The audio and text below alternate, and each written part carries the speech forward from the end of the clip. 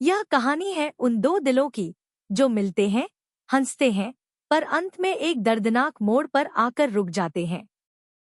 तो अगर आप तैयार हैं एक ऐसी यात्रा पर चलने के लिए जहां हर पल में छिपा है उत्साह, संघर्ष और अनकही दास्तां। प्रियंका और कृष्णा प्यार की पींगे भर रहे थे। दोनों का प्यार दोस्तों के बीच चर्चा का विषय बन गया था। कृष्णा तिवारी की उम्र जहां 25 वर्ष थी, वहीं प्रियंका श्रीवास 21 साल की थी। दोनों अक्सर छत्तीसगढ़ के बिलासपुर शहर की सड़कों पर एक दूसरे का हाथ थामे घूमते हुए दिख जाते। कृष्णा उसे अपनी बुलेट मोटरसाइकिल पर भी घुमाता था। दोनों का प्रेम परवान चढ़ रहा था। कृष्णा तिवारी उर्फ डब्बू मूलत कोनी, बिलासपुर का रहने वाला था और प्रियंका पास के ही बिल्हा शहर के मुड़ीपार गांव की थी। वह बिलासपुर में अपने मौसा जोगीराम के यहाँ रहकर बीए फाइनल की पढ़ाई कर रही थी। एक दिन कृष्णा ने शहर के विवेकानंद गार्डन में घूमते घूमते प्रियंका से कहा, प्रियंका, आज मैं तुमसे एक बहुत खास बात कहने जा रहा हूँ, जिसका शायद तुम्हें बहुत समय से इंतजार होगा। क्या? प्रियंका ने स्वाभाविक रूप से कहा, मैं तुमसे शादी करना चाहता हूँ। कृष्णा बोला, मैं चाहता हूँ कि हम दोनों शादी कर लें या फिर घर परिवार से कहीं दूर भाग चलें। नहीं नहीं, मैं भाग कर शादी नहीं कर सकती। वैसे भी अभी मैं पढ़ रही हूँ। शादी होगी तो मेरे माता पिता की सहमति से ही होगी। तब तो प्यार भी तुम्हें मम्मी पापा की आज्ञा लेकर करना चाहिए था। कृष्णा ने उसकी खिल्ली उड़ाते हुए मीठे स्वर में कहा, देखो, प्यार और शादी में बहुत बड़ा फर्क है। तुम मुझे अच्छे लगे तो तुमसे दोस्ती हो गई और फिर प्यार हो गया। प्रियंका ने सफाई दी। अच्छा, यह तो बड़ी कृपा की आपने हुजूर। कृष्णा ने विनम्र भाव से कहा, अब कुछ और कृपा बरसाओ, मेरी यह इच्छा भी पूरी करो। देखो डब्बू, तुम मेरे पापा को नहीं जानते, वह बड़े ही गुस्से वाले हैं। मैं माँ को तो मना लूंगी मगर पापा के सामने तो बोल तक नहीं सकती। वो तो अरे बाप रे। कहते कहते प्रियंका की आंखें फैल गईं और चेहरा सुर्ख हो उठा। प्रियंका, तुम कहो तो मैं पापा से बात करूं या फिर उनके पास अपने पापा को भेज दूं। मुझे यकीन है कि हमारे खानदान रुतबे को देखकर तुम्हारे पापा जरूर हाँ कह देंगे। बस तुम अड़ जाना, कृष्णा ने समझाया। देखो कृष्णा, हमारे घर के हालात, माहौल बिल्कुल अलग है। मैं किसी भी हाल में पापा से बहस या सामना नहीं कर सकती। तुम अपने पापा को भेज दो, हो सकता है बात बन जाए। प्रियंका बोली। और अगर नहीं बनी तो? कृष्णा ने गंभीर होते हुए कहा, नहीं बनी तो हमारे रास्ते अलग हो जाएंगे। इसमें मैं क्या कर सकती हूँ? प्रियंका ने जवाब दिया। एक दिन कृष्णा तिवारी के पिता लक्ष्मी प्रसाद तिवारी प्रियंका श्रीवास के पिता नारद श्रीवास से मिलने उनके घर पहुंच गए। नारद श्रीवास का एक बेटा और दो बेटियां थी। वह किराने की एक दुकान चलाते थे। लक्ष्मी प्रसाद ने विनम्रतापूर्वक अपना परिचय देते हुए कहा, भाई साहब, मैं आपसे मिलने बिलासपुर से आया हूँ। आपसे कुछ महत्वपूर्ण बातचीत करना चाहता हूँ। कृष्णा के पिता ने की कोशिश। नारद श्रीवास ने उन्हें ससम्मान घर में बिठाया और खुद सामने बैठ गए। लक्ष्मी प्रसाद तिवारी हाथ जोड़कर बोले, मैं आपके यहाँ आपकी बड़ी बेटी प्रियंका का अपने बेटे कृष्णा के लिए हाथ मांगने आया हूँ। यह सुनकर नारद श्रीवास आश्चर्यचकित होकर लक्ष्मी प्रसाद की ओर ताकते रह गए। उनके मुंह से बोल नहीं फूट रहे थे। तब लक्ष्मी प्रसाद बोले, भाई साहब, मेरे बेटे कृष्णा को आपकी बिटिया पसंद है। हालांकि हम लोग जाति से ब्राह्मण हैं, मगर बेटे की इच्छा को ध्यान में रखते हुए आपके पास चले आए। आशा है आप इनकार नहीं करेंगे। यह सुनकर नारद श्रीवास के चेहरे का रंग बदलने लगा। उन्होंने लक्ष्मी प्रसाद से कहा, देखो तिवारी जी, आप मेरे घर आए हैं, ठीक है, मगर मैं अपनी बिटिया का हाथ किसी गैर जातीय लड़के को नहीं दे सकता। मगर भाई साहब, अब समय बदल गया है। मेरा आग्रह है कि आप घर में चर्चा कर लें। बच्चों की खुशी को देखते हुए अगर आप हाँ कर देंगे तो यह बड़ी अच्छी बात होगी। लक्ष्मी प्रसाद ने सलाह दी। देखिए पंडित जी, मैं समाज के बाहर बिल्कुल नहीं जा सकता। फिर प्रियंका के लिए मेरे पास एक रिश्ता आ चुका है। वे लोग प्रियंका को पसंद कर चुके हैं। मैं हाथ जोड़ता हूँ, आप जा सकते हैं।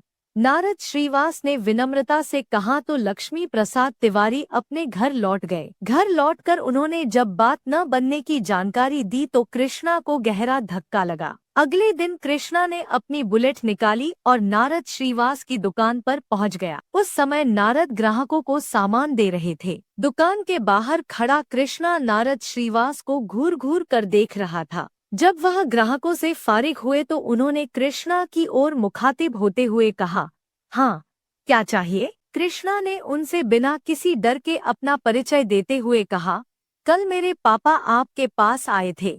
यह सुनते ही नारद श्रीवास के दिलोदिमाग में बीते कल का सारा वाकया साकार हो उठा, जिसे लगभग वह भुला चुके थे। उन्होंने कहा, हाँ, तो? कृष्णा तिवारी ने कहा, आपने मना कर दिया। मैं इसलिए आया हूँ कि एक बार आपसे मिलकर अपनी बात कहूँ। देखो, तुम चले जाओ। मैंने तुम्हारे पिताजी को सब कुछ बता दिया है और इस बारे में अब मैं कोई बात नहीं करूँगा। कृष्णा ने अपनी आंखें घुमाते हुए अधिकारपूर्वक कहा, आपसे कह रहा हूँ, आप मान जाइए, नहीं तो एक दिन आप खून के आंसू रोएंगे।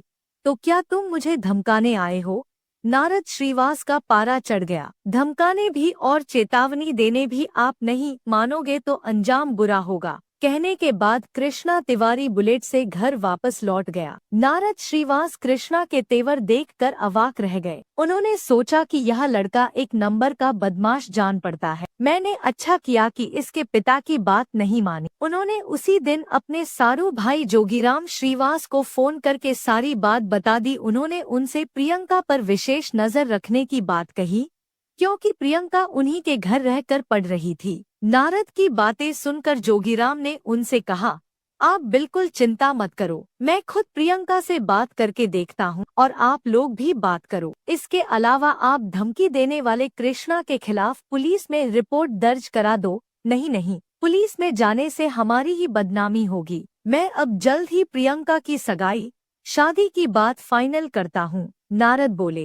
21 अगस्त 2019 डब्बू उर्फ कृष्णा ने प्रियंका को सुबह सुबह लवली मॉर्निंग का व्हाट्सएप मैसेज भेजा और लिखा, प्रियंका हो सके तो मुझसे मिलो, कुछ जरूरी बातें करनी है। जाने क्यों रात भर तुम्हारी याद आती रही, इस वजह से मुझे नींद भी नहीं आ सकी। प्रियंका ने मैसेज का प्रत्युत्तर हमेशा की तरह दिया, ठीक है, ओके। मौसी ने समझाया था प्रियंका को। प्रियंका रोजाना की तरह उस दिन भी तैयार होकर अधिकारियों के जाने के बाद थाना प्रभारी ने और मौसी ने लाश पोस्टमार्टम के लिए घर परिवार की मर्यादा को से पता चला कि जिस कमरे में प्रियंका की हत्या हुई थी मैं अशोक नगर पहुंच चुका है। इस पर कृष्णा ने झल्ला कर कहा, उसकी मौसी व पिता के फोन नंबर मिल गए थे, मैं पास लिहाजा पुलिस ने फोन करके उन्हें देर में अशोक नगर जा पहुंचा। प्रियंका के मौसा वहां दो सहेलियों के साथ अस्पताल पहुंचकर लाश की शिनाख्त कृष्णा को लगा कि आज उसका हत्या का आरोप बिलासपुर निवासी कृष्णा धैर्य से काबू पर लगा। प्रियंका को देख कृष्णा के खिलाफ हत्या की रिपोर्ट दर्ज कर उसकी खोजबीन शुरू कर दी। मार डालोगी क्या? तुमसे मिलने के लिए सुबह से पता चला कि वह रायपुर से नागपुर भाग गया है। सरगा रही पुलिस ने क्या काले तिवारी को गिरफ्तार करने की जानकारी जिसके लिए मैं गांव से यहाँ आई। जयप्रकाश गुप्ता को स्वर में कहा, उसी शाम सरकंडा थाना प्रभारी मगर काले तिवारी को सरगाम से सरकंडा ले हो गए। तुम्हारा इंतजार की गई तो उसने प्रियंका मेरी हत्या करने का अपराध स्वीकार कर लिया।